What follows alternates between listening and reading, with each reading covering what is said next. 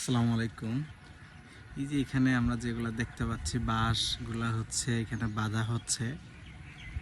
এগুলা মূলত হচ্ছে বাঁশগুলা এখানে বেঁধে ভেলার মতো করে এক জায়গা থেকে অন্য জায়গায় নিয়ে যাবে। এগুলা দেখা যাচ্ছে যে মাইলের পর মাইল অনেক দূরে বান্দরবন অথবা হচ্ছে বান্দরবন থেকে এখানে নিয়ে আসা হয়। অনেক বড় হয় এটা। তারপর 5-6 জন মিলে এটা প্রায় 10 দিন 12 দিন ঠেলতে ঠেলতে এখানে নিয়ে আসে। একটু দেখাই। এই যে এখানে হচ্ছে বাঁধতেছে, বেঁধে এগুলো অনেক বড় বড় সাঁকো বানানো হবে। দেখেন এখানে অলরেডি অনেকগুলো জোড়া দিয়েছে, এরকম হবে এটার মতো।